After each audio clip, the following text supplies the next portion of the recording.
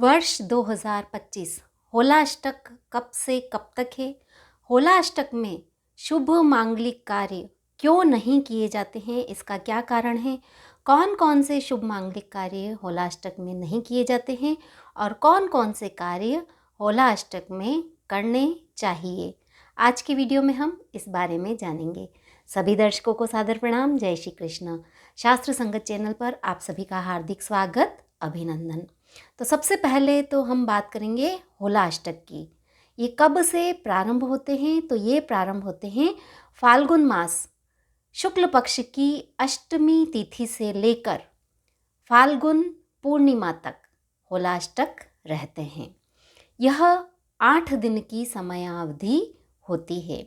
होलाअष्टक होलिका दहन के पश्चात समाप्त हो जाते हैं। फाल्गुन शुक्ल अष्टमी से शुरू होते हैं और इस बार वर्ष 2025 में होलाअष्टक कब से प्रारंभ हो रहे हैं? तो यह प्रारंभ हो रहे हैं दिनांक 6 मार्च 2025 गुरुवार से। सुबह 10:51 पर होलाअष्टक प्रारंभ होगा 6 मार्च को और इस दिन वार रहेगा गुरुवार और होलाअष्टक समाप्त होंगे रविवार दिनांक 13 मार्च 2025 को। होलिका दहन के पश्चात होलाअष्टक समाप्त हो जाएंगे और होलाअष्टक समाप्त होने के बाद शुभ कार्य किए जा सकते हैं। तो कौन कौन से ऐसे कार्य हैं जो होलाअष्टक की समयावधि में नहीं करने चाहिए? अगर करते हैं तो कई प्रकार की अड़चनें, परेशानियां आती है। तो कौन कौन से कार्य है? सबसे पहला कार्य, इस समयावधि में विवाह नहीं करते हैं। दूसरा, गृह प्रवेश नहीं करते हैं। भूमि पूजन भी इस समयावधि में नहीं करते हैं।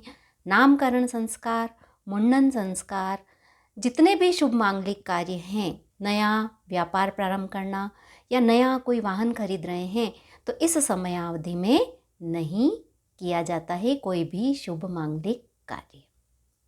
अब हम बात करेंगे होलाअष्टक क्यों, ये जो शुभ मांगलिक कार्य हैं ये होलाअष्टक में क्यों वर्जित है?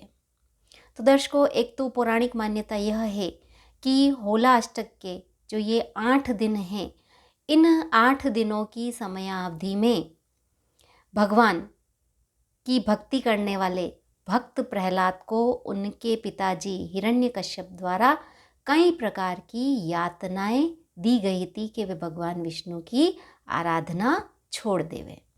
तो एक कारण तो यह है, तो यह समयावधि अशुभ मानी जाती है।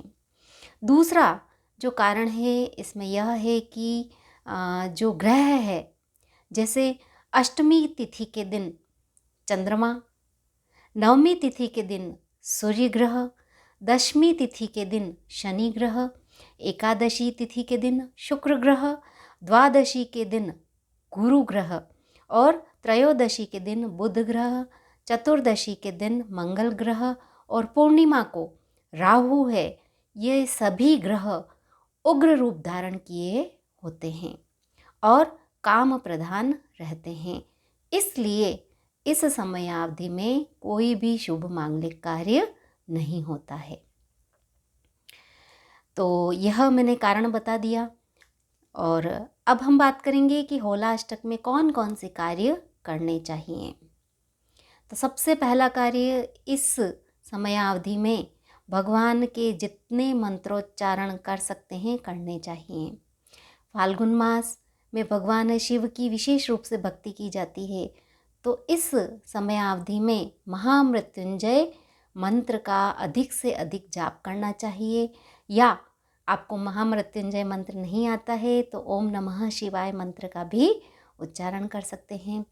जो भी आप इष्ट देव मानते हैं, जिन देवता को, उनकी भक्ति करनी चाहिए, उनके मंत्रों का उच्चारण करना चाहिए। दूसरा, इस समयावधि में आप दान पुण्य कर सकते हैं, अन्न का दान कर सकते हैं, वस्त्रों का दान कर सकते हैं।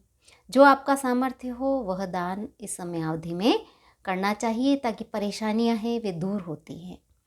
ग्रहों से संबंधित दान भी आप इस समयावधि में कर सकते हैं। अगला कार्य, पितृ तर्पण भी इस समयावधि में करना चाहिए ताकि पितरों का आशीर्वाद बना रहे। तो आज के वीडियो में हमने जाना कि होला अष्टक कब प्रारंभ होगा, कब समाप्त होगा, कौन कौन से कार्य वर्जित है, कौन कौन से कार्य किए जा सकते हैं और क्यों वर्जित है, यह भी विशेष जानकारी प्राप्त हुई। दर्शकों, वीडियो पसंद आया हो तो लाइक कीजिए, शेयर कीजिए। चैनल को अगर आपने अभी तक सब्सक्राइब नहीं किया है तो कर लीजिए। बेल आइकन को प्रेस कर लीजिए ताकि आने वाले समय में मैं जो भी वीडियो प्रेषित करूं उसकी नोटिफिकेशन आप तक पहुंच सके। धन्यवाद। जय श्री कृष्ण।